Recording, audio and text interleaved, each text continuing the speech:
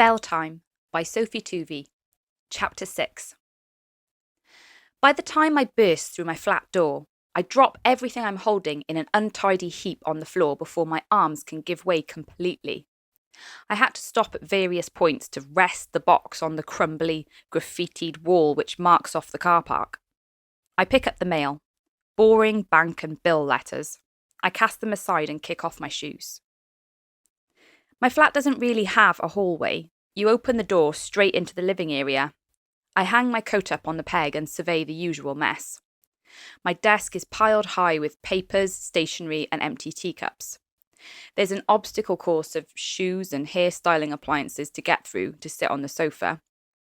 The cramped kitchenette is foggy with grease and needs a deep clean, but I keep putting it off. I look at the clock. I should really go for a run or walk or something to do some exercise before it gets dark. I notice my scrawled note to myself on the fridge. Phone Dad. I look at the box of marking and groan. Multitasking is the way forward. I grab my coat off the peg and lock the flat door behind me, then scuttle down the stairs with my phone to my ear, dialing Dad's number. Hello? His voice is soft and familiar and makes me think of peppermints and the smell of rain on his old coat. When was the last time I called him? Hi, Dad, it's me. Jen, he says, and I picture him walking to his favourite armchair and easing himself into it. How are you? I'm all right, I say brightly. Too much marking, but nothing new there. Katie said that new head is trying to make his mark. Yes, he's only been here 5 minutes and he brings in a new policy every day. I joke, but it's close to the truth. Change for change's sake, Dad comments. He's not wrong there. When are you next coming over? Sunday lunch? I thought I'd cook a proper roast dinner. I gulp. Maybe, I say. I need to see how the weekend pans out. I don't tend to make plans for the weekend. They usually go something like this. Friday night, take painkillers and go to bed early with a stress headache. Saturday, mooch about and mark books. Sunday, plan lessons for the week ahead. Steph's invited me out to drinks a few times, but she lives in the city and I just don't have the energy for the bus journey. I finish the conversation with Dad and my brief walk around the uneven pavements of the town and return to my flat to heat up some macaroni cheese. I think of Dad's Sunday roast with a twist in my stomach, part physical hunger and part emotional. The thing with teaching is that it consumes you. And though I know I really should go to Dad and sort things out, I just don't have the headspace to deal with it right now. I can't iron out this rift without talking about Mum, and that's always the sticking point. He idolises her and won't hear a word said against her. I can't forgive her for leaving us and then dropping herself back into our lives right before she died, like Chernobyl. We're still reeling from the impact, and I can't wash the toxicity away. My thumb hovers over the dating app that I haven't used since Ryan. Should it be another of my life goals this year to find a boyfriend? It seems more hassle than it's worth. Ryan still lived with his parents and wafted around, happily avoiding any adult responsibility. I didn't move out of my home, so I could then become responsible for a man-child. We had dinner a few times, but when he kept pushing to come back to my flat, I pulled back. I suppose I could put it as one of my criteria. Would like to meet a guy who doesn't live with his parents. But then I feel like a hypocrite given that I only recently moved out myself. When your mum dies and you have a younger sister who needs you and your dad disappears into his shed, then you don't have much choice but to stay. Things are different now. Katie's at uni. Dad's obviously started cooking again. Maybe I could call in for a cuppa at the weekend.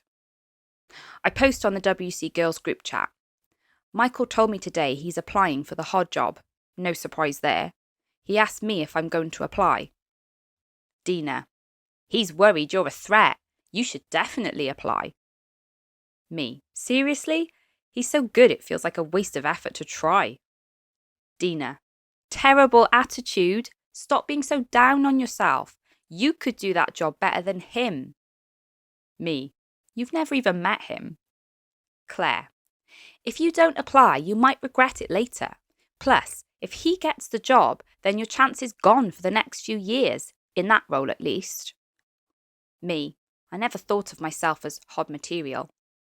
Dina, you've got to put yourself forward. No one else will do it for you. Even if you don't get it, it says to the head that you're ambitious, that he can't ignore you. Me, he'll probably still try though. My box of marking is waiting, but I put it off a little longer by scrolling through self-publishing advice on my writing group page. I didn't realise how much cost was involved. You can make your own cover and do everything on a shoestring budget, but it probably won't sell very well. If I want to do it properly, I need money for a professional designer, editing services, marketing. My head aches as I consider my savings account, earmarked for a deposit. How am I going to put aside money for my book as well? I quickly check my work emails. There's a link posted to the job advert that's gone out for the head of department role. I click to view it, and my eyes widen. I had no idea the hod role came with such a hefty salary. If I was on that kind of money, I could buy the house, cat, and self-publishing package of my dreams. It might make this time in my grubby flat all worthwhile. Motivation renewed, I toss my phone to one side and pick up the first book to mark. At least the balance between Michael and me is somewhat redressed in our department meeting the next day after school. Jeff is still heading up the meetings and feeds back to us from the senior team. Great work on the books, everyone, he says.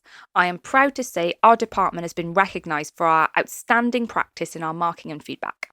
Jen and Michael, you were both mentioned by name in the senior leadership meeting. I blush and feel gratified that all the late nights and painstaking annotation of books have paid off, whilst still feeling annoyed that David singled out Michael and blanked me. With Liz's continued absence, we are going to need to make sure the Key Stage 3 schemes of work are in place. David wanted them a few weeks ago.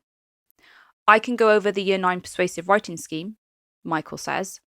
Something else to go on his application form, no doubt. I'll do the Year 8 travel writing unit. I hear myself volunteer. It's almost an out-of-body experience. Great. Jeff looks surprised at how easy that was.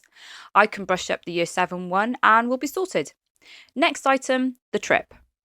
Michael raises his eyebrows at me, a challenge. I've distributed letters and money has started coming in, I say. I think we'll fill all the spaces. I was thinking we should run some kind of workshop to prepare the students before we go, Michael says. I'd be happy to come up with something. I was going to do that with my mentor group anyway, I say. And I know it sounds petty, but this is what he reduces me to. How about you both work on it together? Jeff says. Michael and I eye one another across the table like cats before they snarl and pounce. I suppose Jen could learn from my experience, he says with a glint in his eye. So now he knows he's been teaching for 3 more years than me, it's another thing he's going to hold over my head. I suppose you could pick up some pointers from my experience teaching students with additional learning needs, I retort. I would love that. His face doesn't agree. Excellent, says Jeff. When I walk into my classroom the following morning, Michael is sitting on a table waiting for me. I've come up with a lesson plan. He brandishes some papers. If you could just check through it. Good morning, Michael, I say dryly, taking my coat off and sinking into my chair. I thought we were meant to plan this together. You know, collaboration. Well, I know you're busy and I hold out my hand and he gives me the plan. I skim through it. I don't like the starter, I say. The mentor group won't cope with it. I think we should go for something more discussion-based. Like what?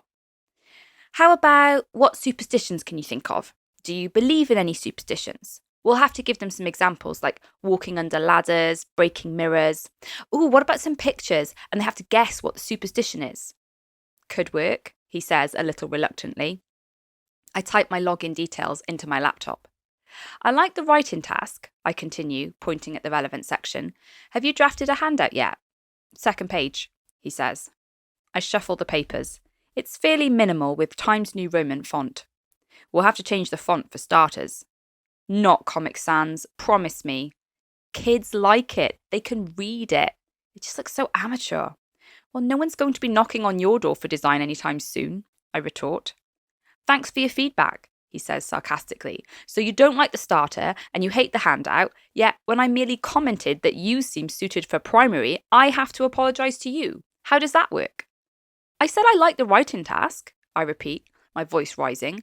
You asked for feedback and I gave it. I didn't ask you for career advice.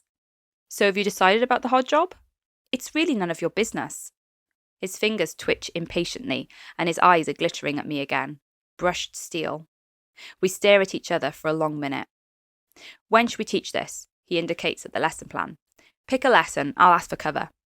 As long as I'm coming to your lesson too, I refuse to enter some kind of patronising mentor-mentee dialogue. Sounds very collaborative, Michael replies. Great.